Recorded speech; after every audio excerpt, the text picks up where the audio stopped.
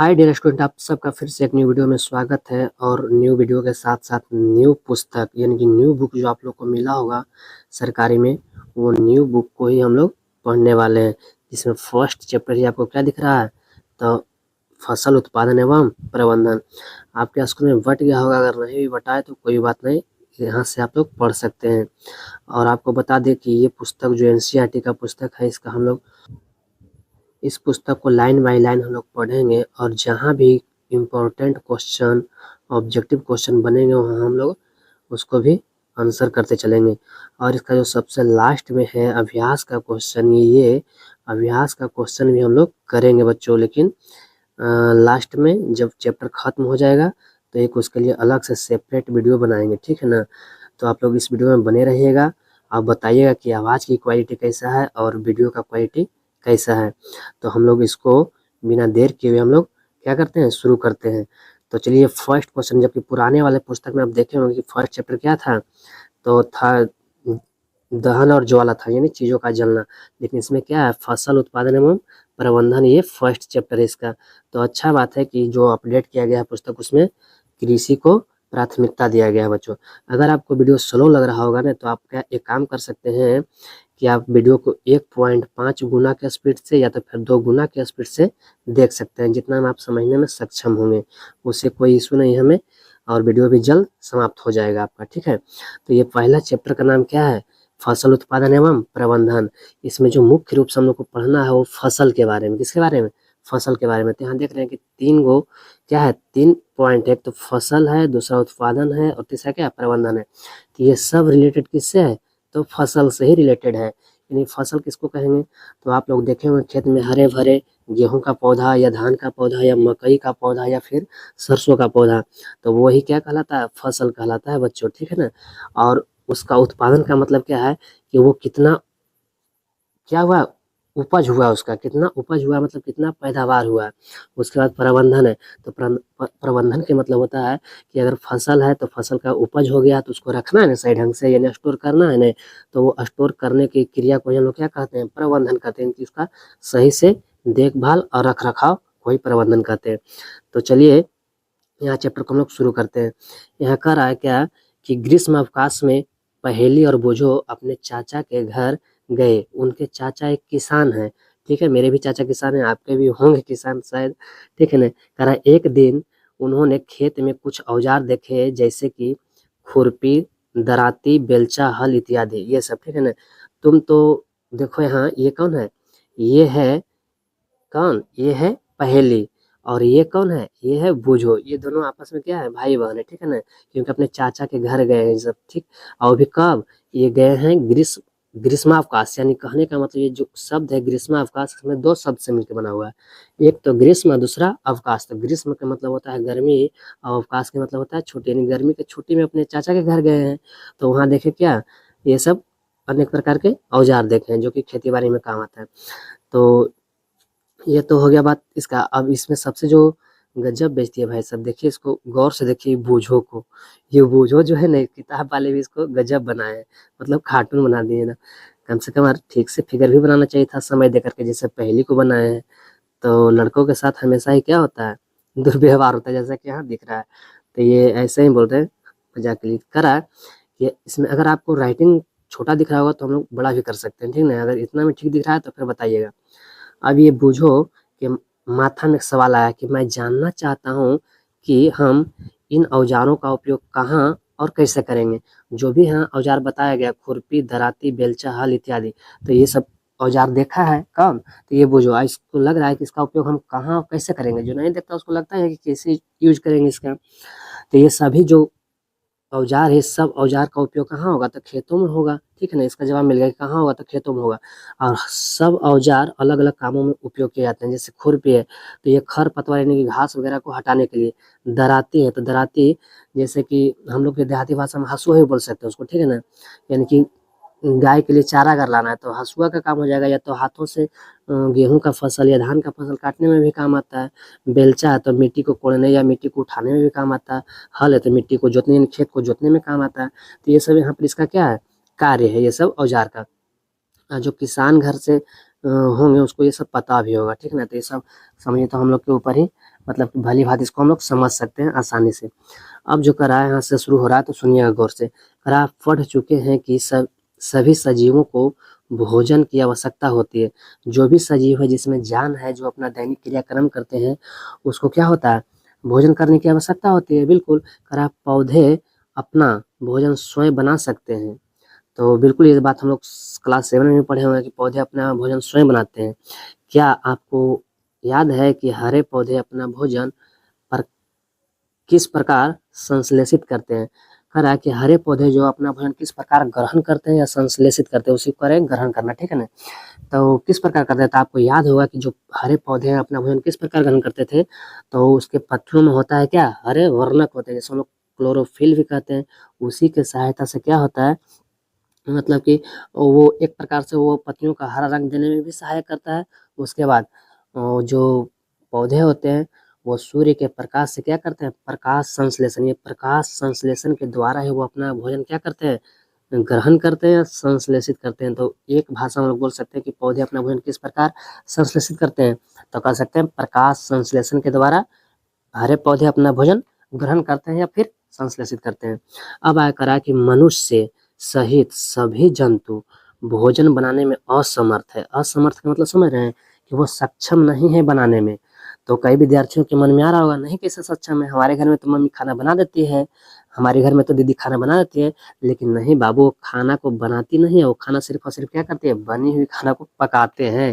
जैसे अगर चावल है तो चावल से भात बना, तो वो चावल कहाँ से आया, कहीं ना कहीं पौधे से आया, धान के पौधे से आया है। रोटी बना तो रोटी मतलब आटा या गेहूं, गेहूं कहाँ से आया, तो वो गेहूं के पौधे से आया है। तो हम लोग गेहूं को नहीं बना सकते हैं, रोटी को हम लोग पका भले सकते हैं। तो वही करा है कि मनुष्य सहित सभी जंतु भोजन बनाने में असमर्थ है, मतलब बनाते नहीं है, तो वो खाते हैं क्या, दूसरे पर निर्भर रहते हैं। तो करा कि तो जंतुओं के भोजन का स्रोत क्या है, करा स्रोत मतलब होता है माध्यम, कि वो आखिर के भोजन करते कहाँ से हैं, कहाँ से लाते हैं। तो हम लोग निर्भर हैं किस पर, तो पेड़ पौधे पर ही निर्भर हैं, फसलों पर ही निर्भर हैं, ठीक है ना। तो अब चलते हैं आगे। करा क्या, आगे करा कि परंतु हम भोजन ग्रहण ही क्यों करते हैं। करा कि अगर ऐसा बात है कि हम लोग अपना मतलब भोजन ही क्यों ग्रहण करते हैं, तो जो भी सजीव है वो अपना मतलब कि क्यों ग्रहण करते हैं, अगर भोजन नहीं करेंगे तो वो क्या हो जाएंगे, मर जाएंगे ना। तो कह रहा है कि हम भोजन ग्रहण ही क्यों करते हैं, तो उसको देखिए आगे बताया गया है कि आप जानते हैं कि सजीव भोजन से प्राप्त ऊर्जा का उपयोग विभिन्न जैविक प्रक्रमों, जैसे विभिन्न मतलब होता है अलग अलग, ठीक ना, जैसे पाचन, श्वसन एवं उत्सर्जन के संपादन में करते हैं। बिल्कुल, हम लोग भोजन इसलिए ग्रहण करते हैं क्योंकि भोजन से ऊर्जा मिलता है, और वही ऊर्जा से क्या होता है कि भोजन का पाचन होता है, श्वसन होता है एवं उत्सर्जन होता है। उत्सर्जन कहने का मतलब है कि बॉडी में कुछ क्या होता है, अवशिष्ट पदार्थ भी बनते हैं, जैसे यूरिन वगैरह, मतलब कि पेशाब वगैरह को हम लोग क्या करते हैं ना, तो उसी को बोल रहा है क्या, उत्सर्जन के संपादन में करते हैं। कह रहा हम अपना भोजन पौधों अथवा जंतुओं, सुनिएगा गौर से, या तो पौधों से या तो जंतुओं से या फिर दोनों से ही प्राप्त कर सकते हैं।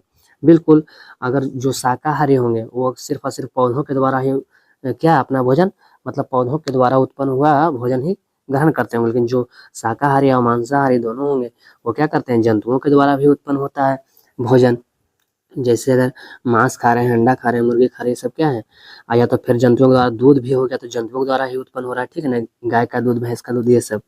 अब क्या कह रहा है आगे, अब फिर से देखिए ये कौन है, इसको पहचान रही है, वही है बूझो है, ठीक ना।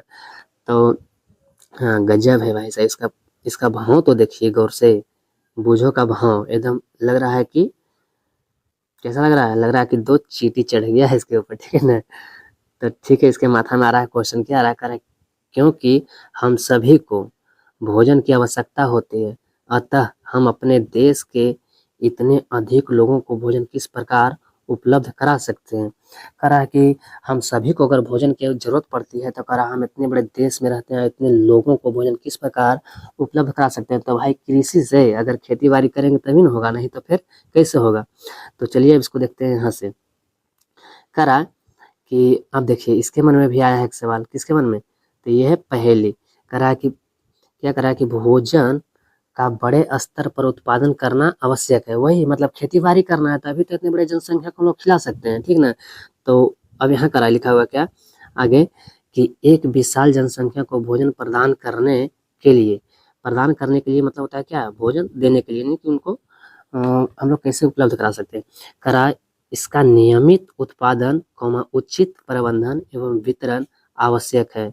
बिल्कुल देखना यहाँ ध्यान से। करा नियमित उत्पादन, ये नहीं कि खेती बाड़ी कर रहे हैं तो एक साल की एक सीजन खेती की और अगला सीजन क्या हम लोग आराम कर लेते हैं, ऐसा नहीं होगा। नियमित मतलब आपको हर समय हर सीजन पर क्या करना है, खेती करना है। जैसे अगर सीजन अभी गेहूं का है तो गेहूं का फसल भी उगाना है, धान के आएगा तो धान का भी उगाना है, मूंग वगैरह जो भी होता है वो हर सीजन पर आपको नियमित उत्पादन करना ही पड़ेगा, ठीक है। करा उचित प्रबंधन, ये नहीं कि उगा दिया उसके बाद उसको छोड़ देना है, उसका उचित प्रबंधन मतलब उसका रख रखाव पर भी विशेष ध्यान देना है, वरना फिर उसे उगा कर हम करेंगे क्या, अगर ऐसे ही छोड़ देंगे खेतों में तो। उसका करा उचित मतलब सही ढंग से उसका रख रखाव एवं उसका वितरण भी आवश्यक है। वितरण कहने का मतलब कि एक विशाल जनसंख्या वाला देश है अपना भारत। अब जरूरी नहीं कि जो चीज़ यहाँ उपज रहा है वो पूरे देश में के हर एक हिस्से में उपज रहा होगा, नहीं, तो उसको हमको दूसरे हिस्से में भी क्या करना है, भेजना है, यानी बांटना है, यानी बांट मिलकर ही हम लोग को खाना है, तभी ना सब कोई खा सकते हैं, ठीक है ना। जैसे अगर आप जानते हैं कि आपके आपके यहाँ कुछ क्या नहीं होता था, जैसे आपके यहाँ नारियल वगैरह नहीं होता था, आपके यहाँ नारियल आता है कि नहीं आता है, तो वो कहीं देश के दूसरे हिस्से से आता है। आपके यहाँ इलायची, बहुत सारे ऐसी चीज़ें जो हमारे यहाँ नहीं होता है बिहार में, लेकिन अदर राज्य में होता है। तो वैसे ही यहाँ जो होता है वो भी बहुत सारे जगहों पर नहीं होता, तो उसका हम लोग क्या करते हैं, वितरणी बंटवारा करते हैं, ठीक है ना, वहाँ भेजते हैं ट्रांसपोर्ट के माध्यम से।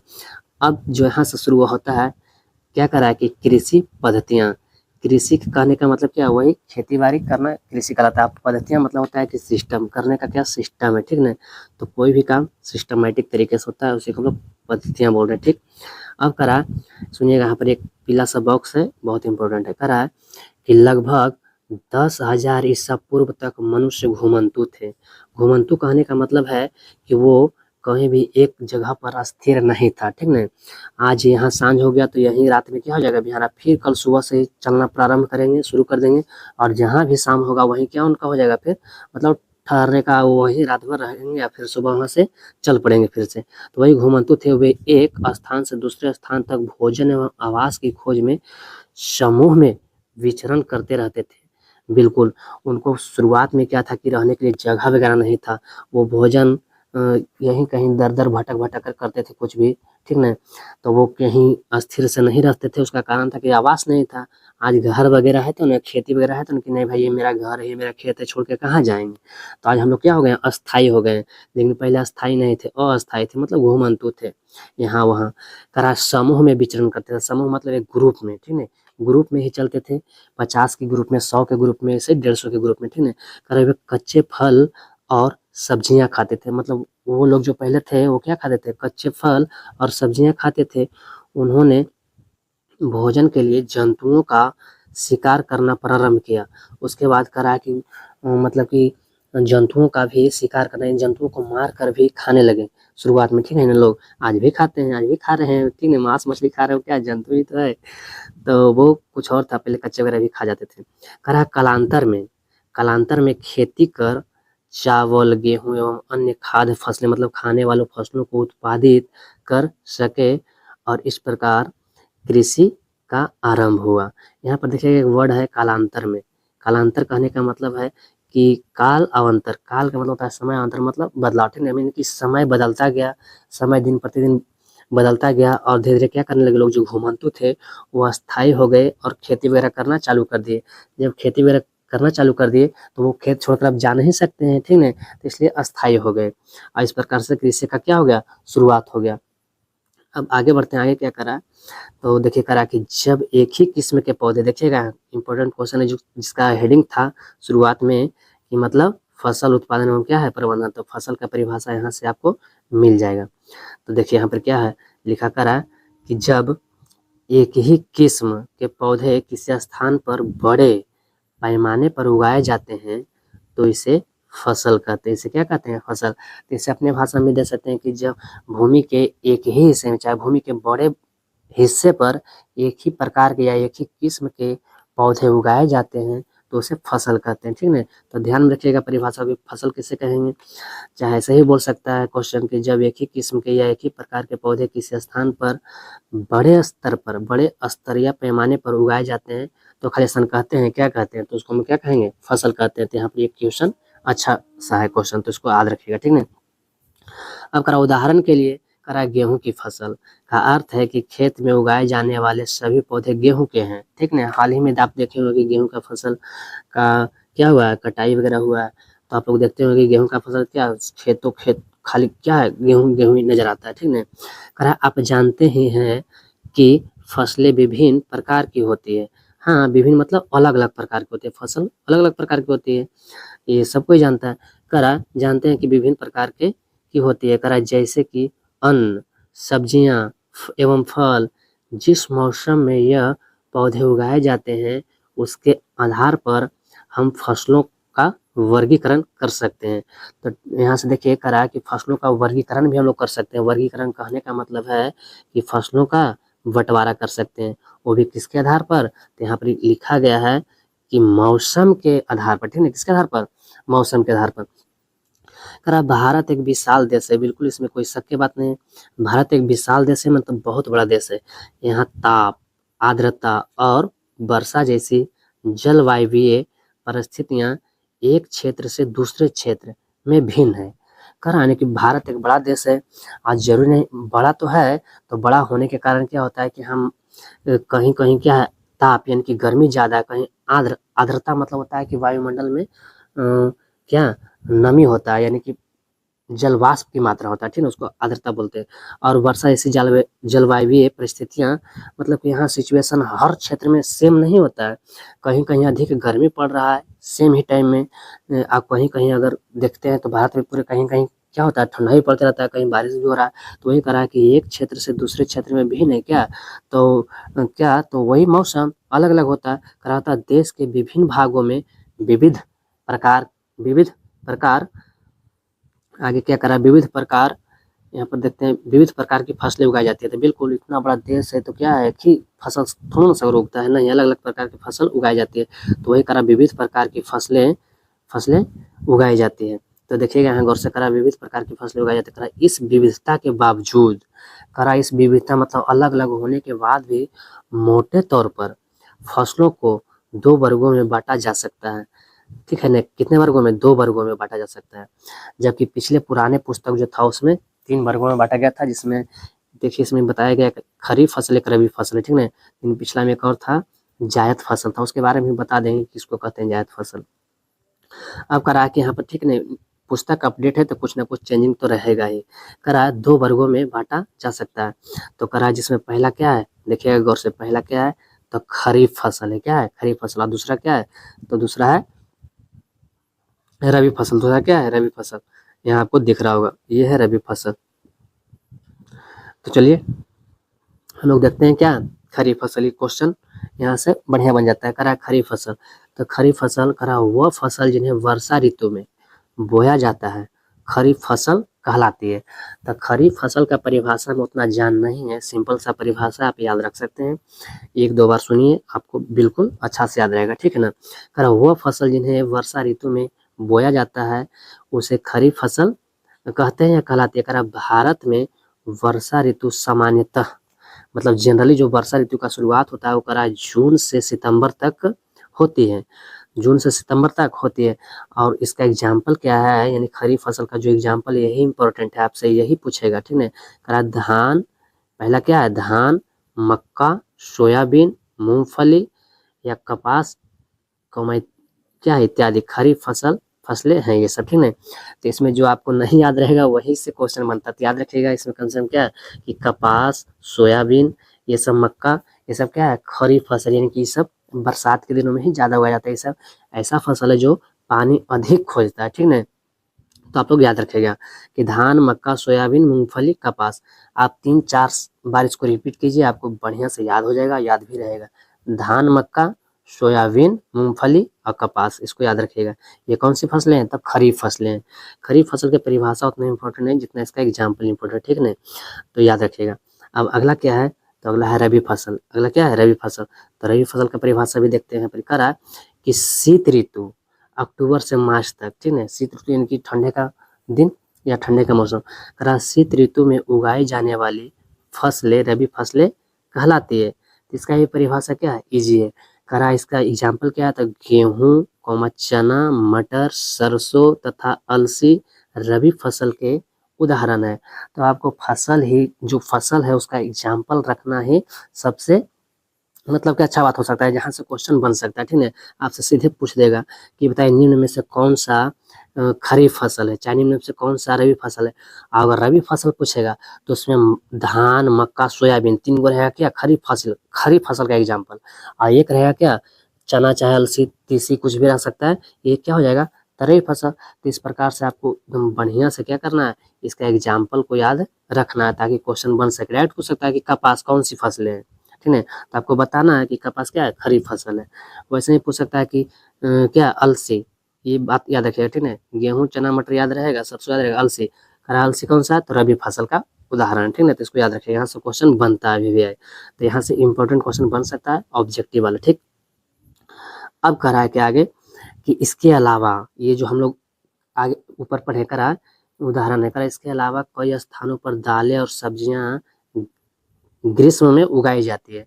दालें और सब्जियां भी ग्रीष्म मतलब करा गर्मी में उगाई जाती है। तो हम वही बता रहे हैं कि जो सब्जियां होते हैं, चाहे तो जो रसदार फल होते हैं, कहने का मतलब जिसमें पानी की मात्रा ज़्यादा होता है, जैसे तरबूजा हो गया, खरबूजा हो गया, खीरा, ककड़ी, कद्दुआ वगैरह, ये सब क्या है, ये सब फसल है जिसको पुराना बुक में बताया गया था, उसको क्या कहते थे तो खरीफ फसल। इसको भी याद रखिएगा बाबू, ठीक है, खरीफ फसल। अब क्या करा यहाँ से करा कि 1.2 है, करा कि आधारिक फसल पद्धतियाँ, करा आधारिक फसल पद्धतियाँ कहने का मतलब है कि जो क्या होता है कि मतलब किसी भी फसल को उगाने के लिए क्या होता है एक सिस्टम होता है। ऐसा नहीं कि डायरेक्ट फसल को हम लोग जाके काट ले, चाहे तो फिर उसका पहले उसका नियमानुसार बीज को बोना पड़ता है, उससे पहले खेत को तैयार किया जाता है। वही करा है यहाँ पर क्या कि आधारिक फसल पद्धतियाँ, यानी कुछ ना कुछ यहाँ पर सिस्टम है। अब देखिए फिर से ये कौन है, वही है, कौन है, तो इसका नाम था क्या, इसका नाम हम ही भूल रहे, क्या नाम था इसका, तो इसका नाम था एक तो पहले था एक बुझो, ये बुझो है, कौन है ये बुझो है। कह रहा धान को शीत ऋतु में क्यों नहीं उगाया जा सकता। देखिए ये बूझो जो है ना, बूझो के मन में एक से एक सवाल उत्पन्न होते रहता है, तो बढ़िया बात है आपका भी माइंड में उत्पन्न होना चाहिए। कह रहा है कि धान को शीत की ऋतु में क्यों नहीं उगाया जा सकता, जबकि हम लोग अभी ही पढ़े हैं कि धान को किस ऋतु में उगाया जाता है। तो देखिए यहाँ धान है, और धान को हमेशा यहाँ पर बोल रहा है कि वर्षा ऋतु में, कौन ऋतु में, तो यहाँ पर धान को वर्षा ऋतु में हम लोग मतलब कि यहाँ उगता है, क्योंकि धान में क्यों पानी की आवश्यकता ज़्यादा पड़ता है। लेकिन ये जो बूझो है इसको मन में आ रहा है कि नहीं धान को हम शीत ऋतु में क्यों नहीं उगा सकते हैं। तो फिर देखिए इसका उत्तर तो आप लोग भी बता सकते हैं कि धान को क्या है अधिक पानी की आवश्यकता होती है। तो देखिए ये बता रहे पहले इसकी बहन कर है क्या करे कि धान को बहुत अधिक पानी की आवश्यकता यानी जरूरत होती है, अतः इसलिए इसे केवल वर्षा ऋतु में ही उगाते हैं, ठीक है। तो इसका जवाब मिल गया ना बूझो का तुरंत, तो मिल गया। तो चलिए आगे बढ़ते हैं। अब करा फसल उगाने के लिए किसान को अनेक क्रियाकलाप सामयिक अवधि में करने पड़ते हैं। यहाँ पर देखिएगा करा सामयिक अवधि में, सामयिक अवधि कहने का मतलब है अवधि मतलब होता है समय, सामयिक मतलब होता है कि एक फिक्स समय में, ऐसा नहीं कि हाँ समय निकल जाने पर चाहे कभी लेट से कभी सवेरे, ऐसा नहीं। जो भी फसल उगाना है उसको एक समय होता है, ठीक ना, कि कतार में ऐसे हर फसल करा देखिएगा कि आप देखे होंगे कि यह क्रियाकलाप उस प्रकार के हैं जिनका उपयोग माली जो फूल वगैरह उगाता है अथवा आप सजावटी पौधे उगाने के लिए करते हैं। ये क्रियाकलाप अथवा ये कार्य कृषि पद्धतियाँ जो आगे दिए गए हैं वो क्या कराते हैं, कृषि पद्धतियाँ कराने की मतलब कि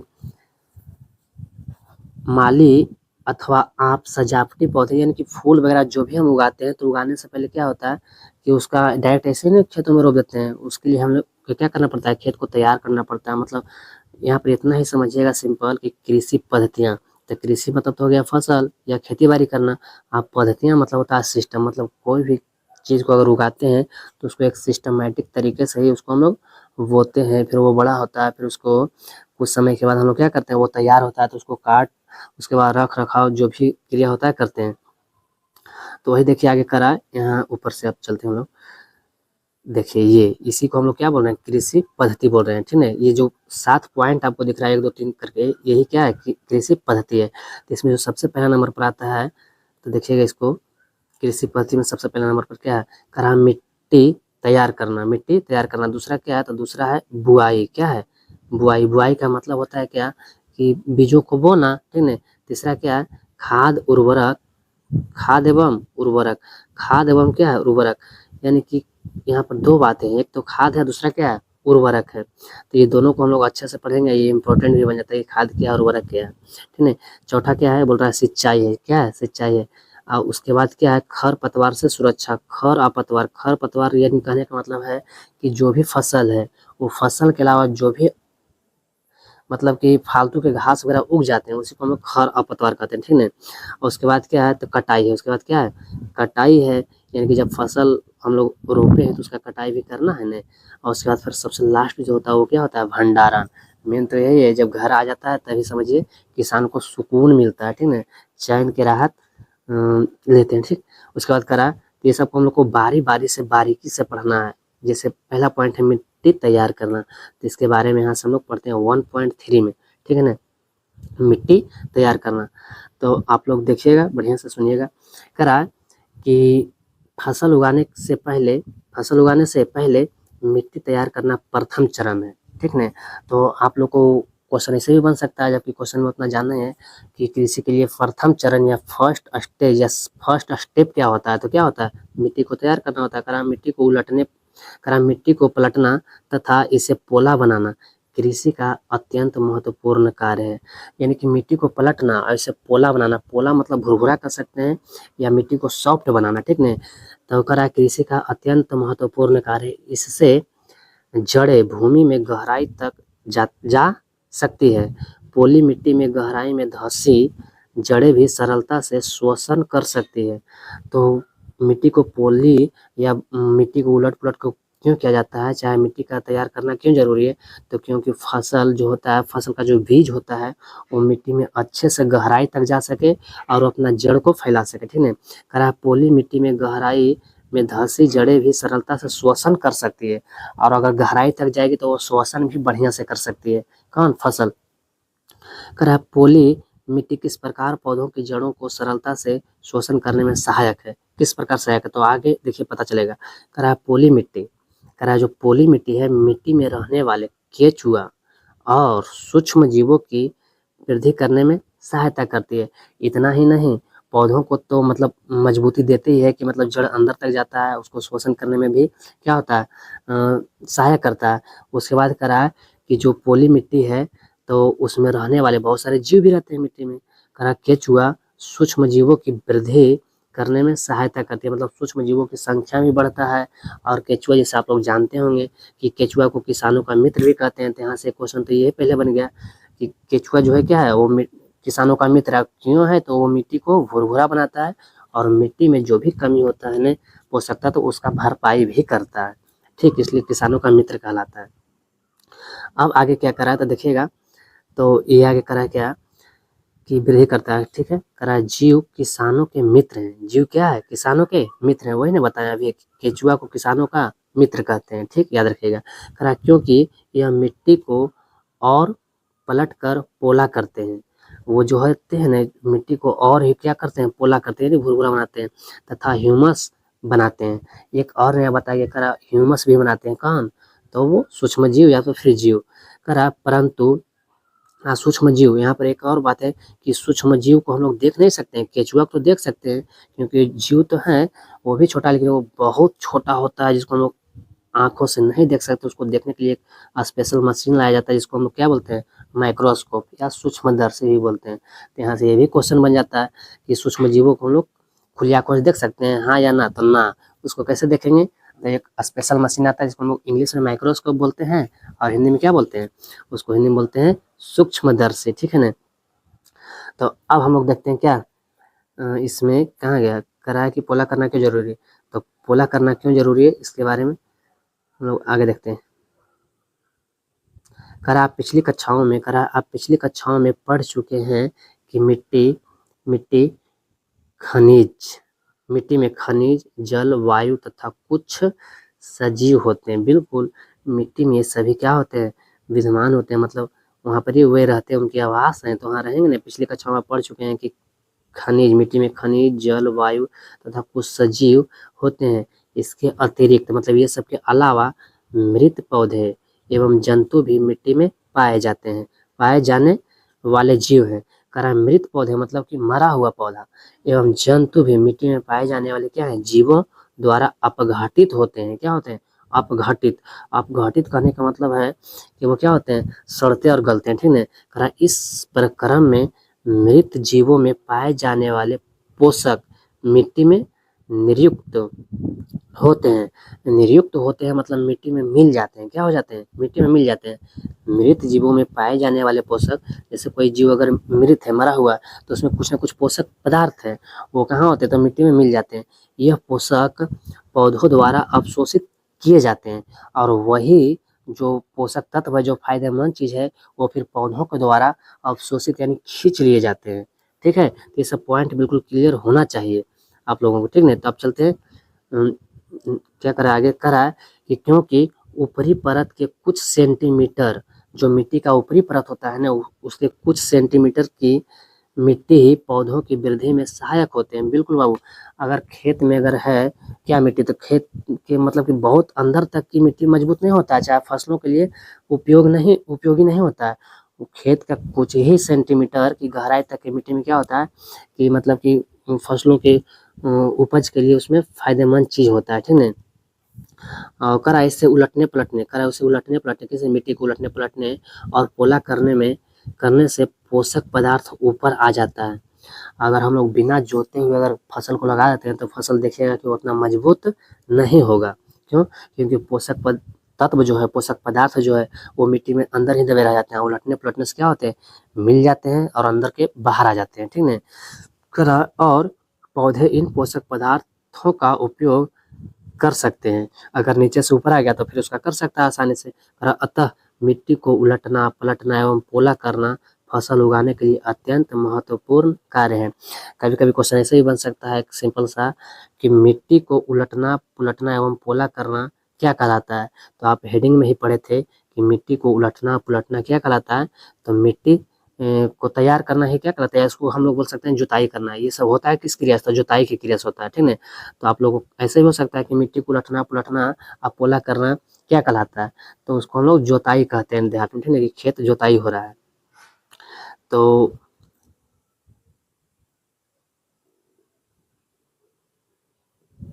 अब देखिए, ये अगला है। अब करा उसके बाद करा कि मिट्टी को उलटने पुलटने एवं पोला करने की प्रक्रिया क्या कहलाती है? जुताई कहलाती है। इसका और भी बताएं, तो यहाँ से क्वेश्चन बन सकता है छोटा सा कि मिट्टी को उलटने पुलटने की प्रक्रिया क्रैशन कहलाती है, तो उसको आपको क्या भरना है? जुताई भरना है। ठीक है, या तो फिर सिंपल परिभाषा भी पूछ सकता है कि जुताई किसे कहते हैं, तो उसको बोलना है कि मिट्टी को उलटने पुलटने एवं पोला करने की प्रक्रिया को हम लोग क्या कहते हैं? जुताई कहते हैं। खत्म कहानी। अब करा इसे हल चलाकर करते हैं। अब कहेगा कि जुताई किससे करते हैं, तो हल चलाकर। पुराने जमाने में बैलों के द्वारा हल चलता था, लेकिन आज क्या है, एक से एक मशीन आ गया, ट्रैक्टर, कल्टीवेटर, कुछ भी, रोटावेटर। करा हल चलाकर करते हैं। करा हल लकड़ी अथवा लोहे के बने होते हैं। यदि मिट्टी अत्यंत सूखी हो तो जुताई से पहले इसे पानी देने की आवश्यकता भी पड़ सकती है। बिल्कुल, अगर मिट्टी खटखट सूखा रहता है तो हम लोग देखते हैं ना, आप लोग भी देखते होंगे कि पहले उसे क्या किया जाता है? पानी से पटाया जाता है। ठीक है, यानी सींचा जाता है। करा पढ़ सकते। करा जूते हुए खेत में मिट्टी, करा जूते हुए खेत में मिट्टी के बड़े बड़े ढेले भी हो सकते हैं। इन्हें एक पालट की सहायता से तोड़ना आवश्यक है। अब देखिए फिर से एक बात आया है।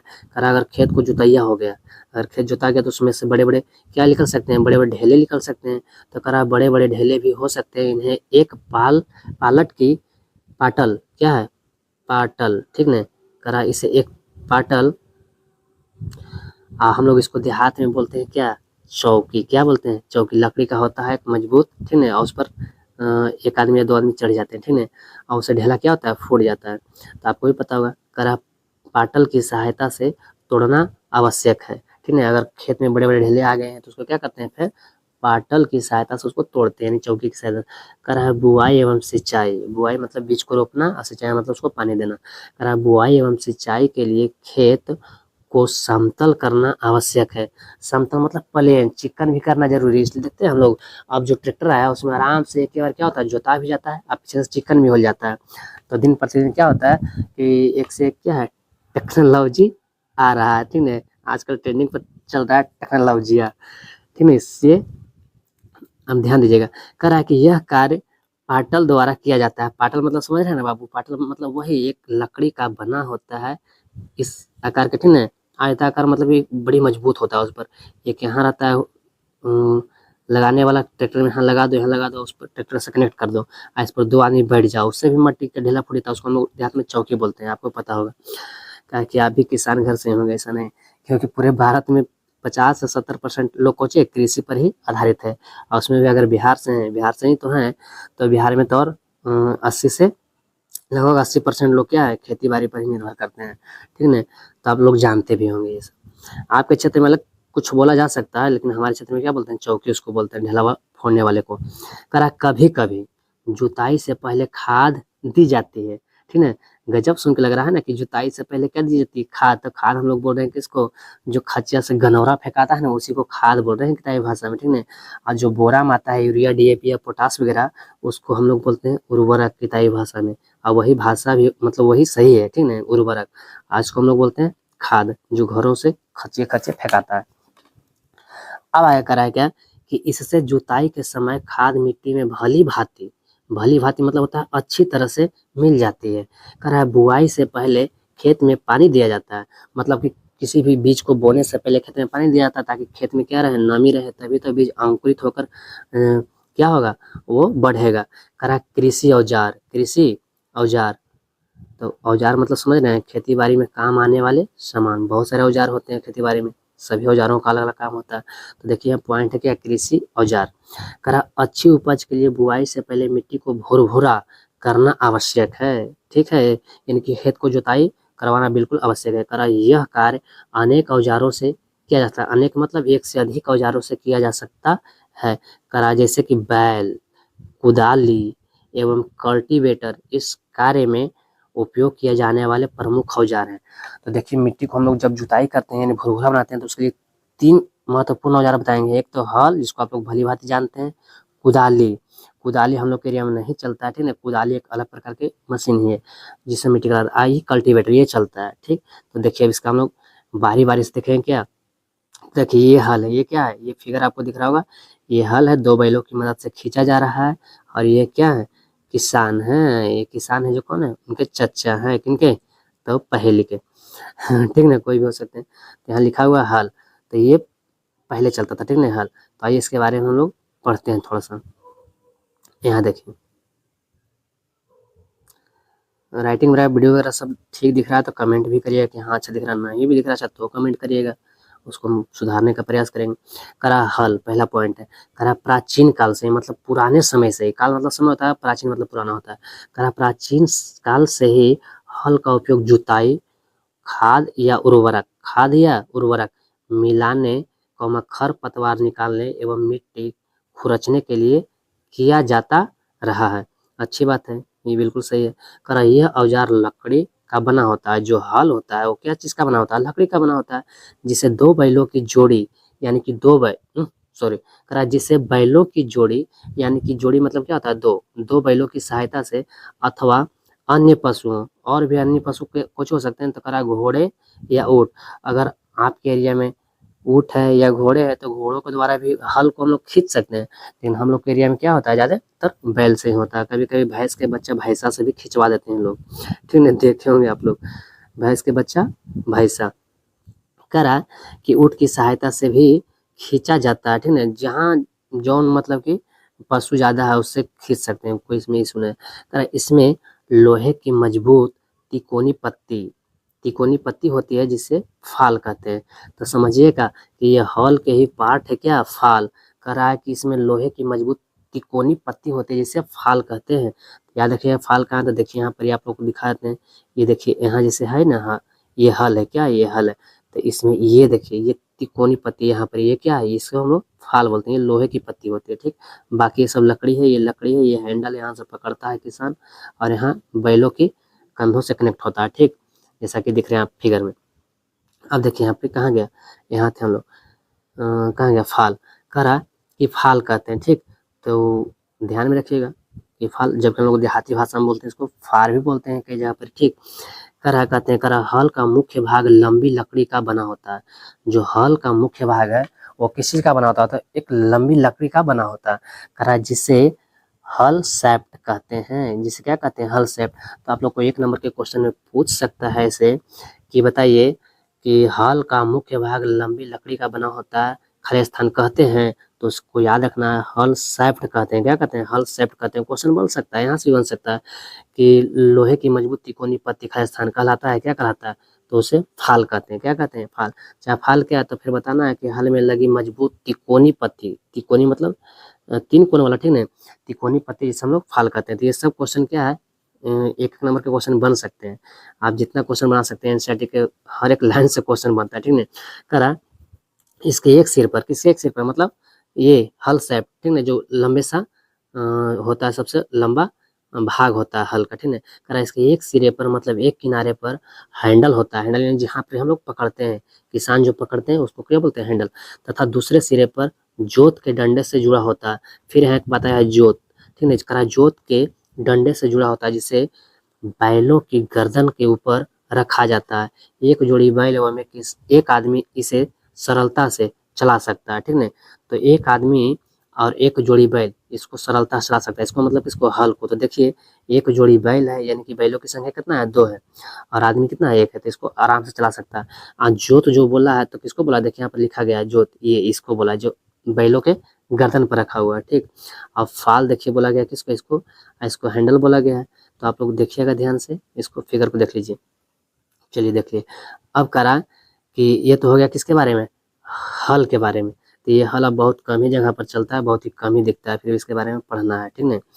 अब करा दूसरा जो पॉइंट था कि मिट्टी को मतलब और किस चीज़ से कोड़ सकते हैं, चाहे देखिए यहाँ पर एक बात और लिखा हुआ, करा कि सरलता से चला सकते हैं। करा आजकल लोहे के हल तेजी से देसी लकड़ी के हल की जगह ले रहा है। देसी लकड़ी का जो हल था उसकी जगह कौन ले रहा है, लोहे के हल। तो लोहे का हल ट्रैक्टर के द्वारा ही खींचा जाता है, ठीक है, लोहे का हल को। अब करा कुदाली, क्या करा है, कुदाली। तो कुदाली एक होता है नॉर्मल हम लोग के यहाँ कुदारी, उसी के आकार का होता है, लेकिन वो चलता है कैसे से, मशीन से ही चलता है, करा या जानवरों से ही खींचा जाता है। करा यह एक सरल औजार है, सरल मतलब क्या होता है, आसान होता है। करा यह एक सरल औजार है, मतलब सिंपल औजार है, ठीक है, सरल कहने का मतलब, जिसका उपयोग खरपतवार निकालने एवं मिट्टी को पोला करने में के लिए किया जाता है। यानी कि सिंपल सा एक क्या है, तो औजार है जिसका उपयोग खरपतवार निकालने या मिट्टी को पोला यानी भुरभुरा करने के लिए किया जाता है। इसमें लकड़ी अथवा लोहे की छड़ होती है, लकड़ी अथवा लोहे की छड़ होती है, जिसके एक सिरे पर लोहे की चौड़ी और मुड़ी प्लेट, मुड़ी मतलब मुड़ा हुआ होता है, ठीक है, कैसा होता है। तो आइए इसका भी हम लोग फिगर देखते हैं, किसका, देखिए ये है कुदाली, क्या है, कुदाली यही है। तो करा इसके एक सिरे पर, देखिए एक सिरा पर ये क्या है, चौड़ी मुड़ी हुई प्लेट लगा हुआ है, और इसमें भी एक क्या है, पकड़ यानी हैंडल, ये क्या है, हैंडल है, और ये छड़, इसको बोलते हैं लकड़ी या छड़ होता है, और इसका ये जोत है, मतलब इसको भी हम लोग खींच सकते हैं जानवरों के द्वारा। तो अब करा आगे इसमें क्या है, ये फिगर देख लीजिए, कुदाली का फिगर है, करा लगी होती है, करा जो ब्लेड की तरह कार्य करती है, ये क्या है, ब्लेड की तरह कार्य करती है ब्लेड, ठीक है। इसका दूसरा सिरा पशुओं द्वारा खींचा जाता है, इसका जो दूसरा सिरा ये कनेक्ट होता है, पशु से कनेक्ट होता है, ठीक है, जुड़ता है।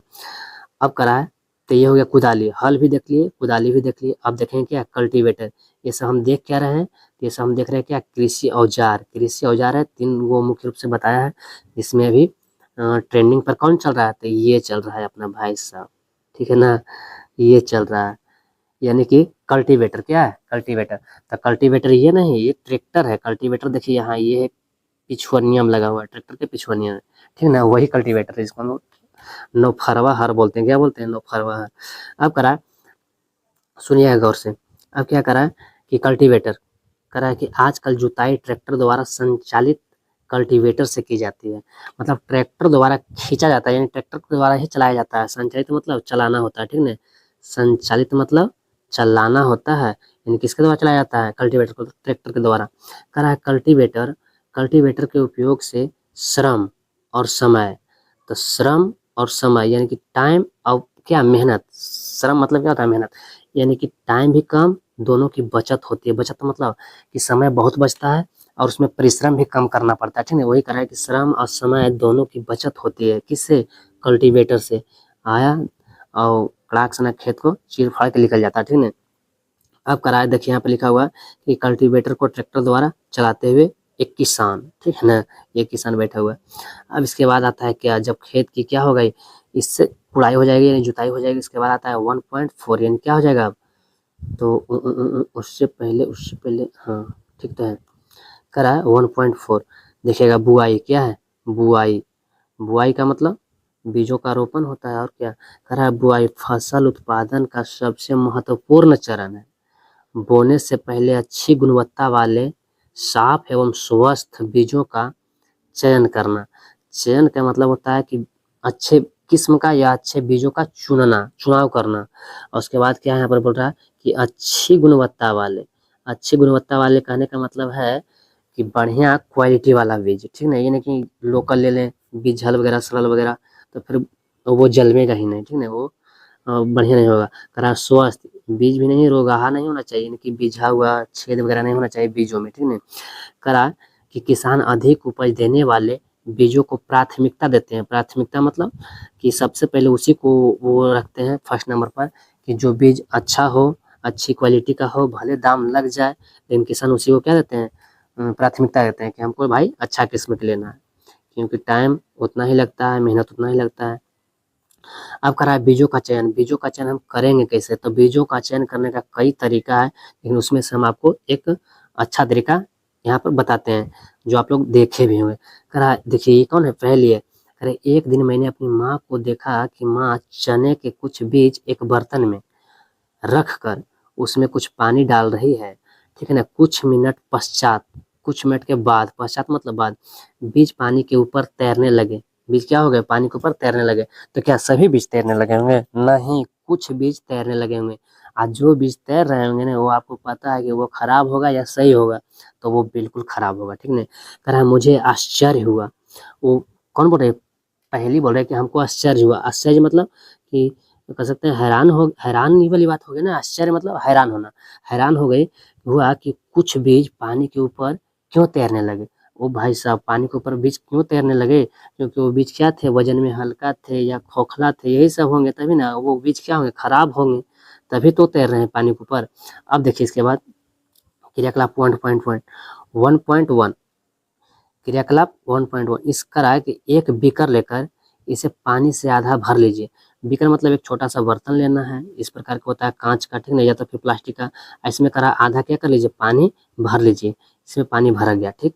करा एक मुट्ठी गेहूं के दाने डालकर भली भांति, इसमें गेहूं के दाना डालना है 1 मुट्ठी, और भली भांति मतलब होता है अच्छी तरह से, क्या, अच्छे प्रकार से हिलाइए। ये बीकर को अच्छा से हिलाना है, ठीक ना, ताकि क्या हो जाए, उसमें गेहूं बढ़िया से भिगो जाए।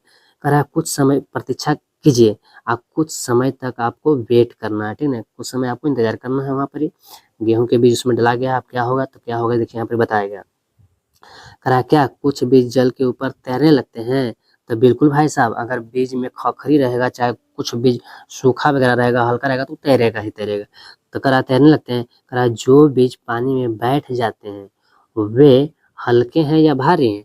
तो यहाँ पर आप इतना आसान सा सवाल है, कह रहा जो बीज बैठ गए हैं वो क्या है, हल्के हैं भारी है, तो वो क्या होंगे, भारी होंगे, ठीक है।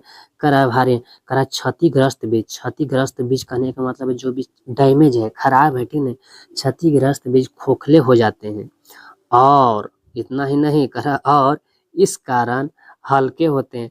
जो बीज खराब है, जो क्षतिग्रस्त है, वो क्या होते हैं, हल्के होते हैं वजन में। कह रहा अतः यह जल पर तैरने लगते हैं, इसीलिए वो जल के ऊपर क्या होते हैं, तैरते हैं। कौन, जो बीज हल्के होते हैं यानी जो खराब होते हैं, ठीक है। कह रहा अच्छे और स्वस्थ बीजों को क्षतिग्रस्त बीजों से अलग करने की यह एक अच्छी विधि है। अब बताइए, आपसे क्वेश्चन पूछ सकता है कि बीजों को मतलब अच्छे और स्वस्थ बीजों को अलग करने का सबसे अच्छी विधि कौन है, तो पानी में बीजों को डालकर हम लोग क्या कर सकते हैं, बीजों को छांट सकते हैं, बीजों को अच्छे बीज का चयन कर सकते हैं, ठीक है। तो ये बात याद रखिएगा आप। उसके बाद यहाँ पर और क्या करा है कि अच्छे और स्वस्थ बीजों का क्षतिग्रस्त बीजों से अलग करने का एक अच्छी विधि है, कौन सा, पानी में डालकर बीजों को, ठीक है। कह रहा है बुआई से पहले बीज बोने के औजार के बारे में जानना आवश्यक है। अब बीज को भी बोने के लिए कुछ न कुछ औजार होने चाहिए, तो ठीक है भाई, औजार होने चाहिए, जिससे आप लोग अपने खेतों में आरी के ऊपर क्या रोपते होंगे, राहड़, तो क्या करते हैं, तो राहड़ को रोपने के लिए हम लोग क्या करते हैं, तो एक छड़ की मदद से या तो फिर खनती की मदद से क्या करते हैं, उसको होल बनाकर उसमें डालते हैं। ठीक उसी प्रकार से यहाँ पर है करा है कि परंपरागत औजार। परंपरागत कहने का मतलब होता है कि जो पुराने समय से औजारों का यूज होता आ रहा है या प्रयोग होता आ रहा है, ठीक है, तो वही होता है परंपरागत, जो पहले से चलता आ रहा है औजार। करा परंपरागत रूप से बीजों की बुआई में इस्तेमाल किए जाने वाला औजार कीप के आकार का होता है। किसके आकार का होता है, कीप। कीप कुछ इस आकार का होता है, ठीक है, मतलब जिसका ऊपरी मुंह क्या होता है, तो थोड़ा चौड़ा होता है। आप लोग देखते होंगे घर में भी, ठीक है। और ये क्या होता है, इस आकार के इस होता है, जिससे तेल वगैरह रखते होंगे आपके मम्मी वगैरह, ठीक है। करा चित्र इतना पॉइंट रखना। करा बीजों को कीप के अंदर डालने पर यह 2 या 3 नुकीले सिर वाले पाइपों से गुजरते हैं। कीप के अंदर बीज डालो और फिर वो बीज कहाँ से गुजरते हैं, तो 2 या 3 नुकीले सिर वाले पाइपों से गुजरते हैं। ये सिरे मिट्टी को भेद कर मतलब मिट्टी को छेद कर बीज को स्थापित कर देते हैं, यानी कि बीज को वहाँ पर ही बो देते हैं, मतलब रोप देते हैं, ठीक है। तो ये मशीन है कहाँ भाई साहब, देखिए यहाँ पर, ये देखिए, आप गौर से देखिएगा। ये देखिए कीप के आकार के, इसमें देखिए ये भाई सब दे रहे हैं क्या, दाना। और ये देखिए मिट्टी को भेद कर, यहाँ से यहाँ तक क्या है, पाइप लगा हुआ है, ठीक है। ये मिट्टी को भेद कर मतलब छेद करके अंदर चला गया, और यहाँ से आराम से 2-3 डालेंगे। दाना कहाँ से आ रहा है, देखिए पोटली, यहाँ है क्या, पोटली में से ही आ रहा है दाना, ठीक है। अब क्या कर रहा है आगे, ये बैल, तो यहाँ तक हो गया, कहाँ ये पड़े स्थापित हो जाता है, तो इस प्रकार से स्थापित हो गया। अब देखिएगा यहाँ, ये तो हो गया, बीजों का चयन हो गया।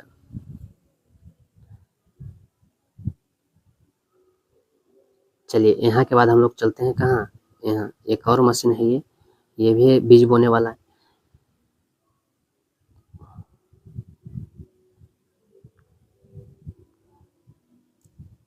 ये भी एक मशीन है जो आधुनिक तरीके का क्या है, बीज बोने का मशीन है, ठीक है। तो देखिए यहाँ करा सीड ड्रिल, क्या है ये, सीड ड्रिल है। सीड मतलब बीज और ड्रिल मतलब छेद करने वाला, ठीक है, छेद करके ही बीज को बोलते हैं, उसको सीड ड्रिल कहते हैं। ये मशीन है। आजकल बुआई के लिए ट्रैक्टर द्वारा संचालित सीड ड्रिल का उपयोग होता है। इसके द्वारा बीजों को समान दूरी एवं गहराई बनी रहती है। यह सुनिश्चित करता है कि बुआई के बाद बीज मिट्टी के द्वारा ढक जाएंगे। जो ये मशीन है ना, ये कुछ है, ये आधुनिक है, और ये जो था ना, ये क्या है, परंपरागत है, मतलब पुराना है, ठीक है ना, ये आधुनिक है, सीड ड्रिल। आप सुनिएगा गौर से इसको, समय ज़्यादा हो रहा है वीडियो लॉन्ग, तो आप लोग वीडियो को फास्ट करके ही देखिएगा, और हम लोग इसको मतलब 1 घंटा की वीडियो आप लोग आराम से देख सकते हैं, 2 गुना या 1.5 गुना करके, ठीक है, कम समय में। इससे आपका समय भी बच जाएगा, और किताबें पढ़ लीजिएगा। समान दूरी एवं समान गहराई बनी रहती है। यह सुनिश्चित करता है कि बुआई के बाद बीज मिट्टी द्वारा ढक जाए। इससे बीजों को पक्षियों द्वारा खाए जाने से रोका जा सकता है। जो सीड ड्रिल है, उससे बीज क्या होता है, एक तो समान दूरी रहता है, दूरी बराबर रहता है, और बढ़िया से क्या होता है, झप भी जाता है, ठीक है बीज। सीड ड्रिल द्वारा बुआई करने से समय एवं श्रम दोनों की ही बचत होती है। ठीक है, आधुनिक तरीका है, मशीन है, तो बचत तो होगा ही ना, समय और श्रम, मेहनत भी कम लगता है। इसके बाद देखिए फिर से आ गया कौन, ये अपना वही है भाई साहब, क्या इसका नाम था यार, ये तो करा मेरे विद्यालय के समीप मतलब होता है पास, करा कि मेरे बूझो करा कि मेरे विद्यालय के समीप एक पौधाशाला है। क्या है, पौधाशाला, जिसको हम लोग बोल सकते हैं नर्सरी। वहाँ पौधों को उगाया जाता है छोटे से, यानी बीजों को रोककर पौधा बनाया जाता है। करा नर्सरी है। मैंने देखा कि पौधे छोटे छोटे थैलों में रखे हैं। वे इस प्रकार क्यों रखे जाते हैं। करा कि जो छोटे छोटे पौधे आप भी देखते होंगे अपने गाँव में, किराना आता होगा बेचने के लिए कोई भी पौधा, तो एक छोटा सा थैला में रहता होगा, उसमें मिट्टी भरा रहता होगा, ठीक है। करा वे इस प्रकार क्यों रहते हैं, तो क्यों रहते हैं, वहाँ पर पौधाशाला है, वहाँ पर हर प्रकार की सेफ्टी मिलता है, ठीक है। और वो क्या होता है, वहाँ अच्छे तरीके से वो क्या होते हैं, विकसित करते हैं, ठीक है। अब देखिए यहाँ पर बताया है, ये नर्सरी हम लोग भी तैयार करते हैं, आप लोग देखते हो। करा कि धान जैसे कुछ पौधों के बीजों को पहले पौधाशाला में उगाया जाता है। आप देखते होंगे धान रोपने से पहले छोटा सा खेत में क्या किया जाता है, धान को बुना जाता है, और फिर यहाँ पर जब हो जाता है तो उसको उखाड़ करके दूसरे खेत में ले जाया जाता है, ठीक है। करा पौधे तैयार हो जाने पर उन्हें हाथों द्वारा खेत में रोपित कर देते हैं, ठीक है। हाथों द्वारा क्या करते हैं, दूसरे खेत में रोपित करते हैं, मतलब रोप देते हैं। कुछ वन्य पौधे, मतलब कुछ जंगली पौधे एवं पुष्पी पौधे भी पौधाशाला में उगाए जाते हैं। तो हाँ, आप लोग देखते होंगे तो कहाँ तो ब्लॉक वगैरह में बहुत सारा पौधे लगे होते हैं, वहाँ से आप लोग खरीद कर ला भी सकते हैं और लगा भी सकते हैं। वो पुष्प यानी कि फूलों का पौधा भी हो सकता है या मजबूत लकड़ी देने वाला पौधा भी हो सकता है, जंगली पौधा, ठीक ना, तो आप ला सकते हैं।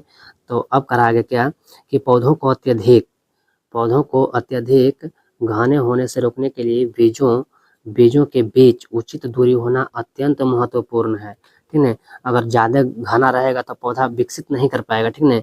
वो अच्छे से खाद पानी जो भी उसको मिलेगा वो अच्छे से नहीं ले पाएगा। इससे होता क्या है, तो देखिए इससे करा क्या होता है, इससे करा पौधों को अगर घना रहेगा तो इससे क्या होगा, करा पौधों को सूर्य का प्रकाश पोषक एवं जल पर्याप्त मात्रा में पर्याप्त होता है। अगर घना रहेगा तो पर्याप्त नहीं होगा, लेकिन अगर दूरी एक सीक्वेंस में रहेगा, अगर दूरी रहेगा तो क्या होगा, हर चीज को बराबर बराबर मिलेगा। करा अधिक घनेपन को रोकने के लिए कुछ पौधों को निकाल कर हटा दिया जाता है। अगर ज्यादा घना है पौधे तो बीच बीच से कुछ क्या कर दीजिए, उसको हटा दीजिए, ठीक है। तो हम लोग इस वीडियो में फिलहाल इतना ही पढ़ेंगे क्योंकि वीडियो लॉन्ग हो जाएगा। तो नेक्स्ट वीडियो जो आएगा लेक्चर नंबर 2, उसमें हम लोग यहाँ से पढ़ेंगे खाद एवं उर्वरक मिलाना, ठीक है। ये पॉइंट हम लोग पढ़ेंगे नेक्स्ट में।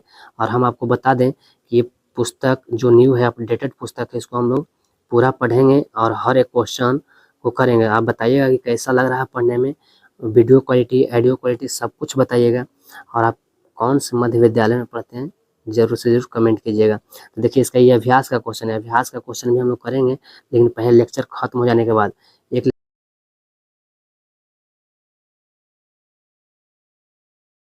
दूसरा लेक्चर भी बहुत जल्द आ जाएगा और वहाँ से हम लोग क्या करेंगे, फिर आगे की ओर बढ़ेंगे। तो अभी फिलहाल हम लोग कहाँ पहुँचे हैं, तो यहाँ, तो अगले वीडियो हम लोग फिर से देखेंगे। तो कहाँ तक पहुँचे, यहाँ तक, यहाँ तक, ठीक ना, यानी पेज नंबर 5 तक।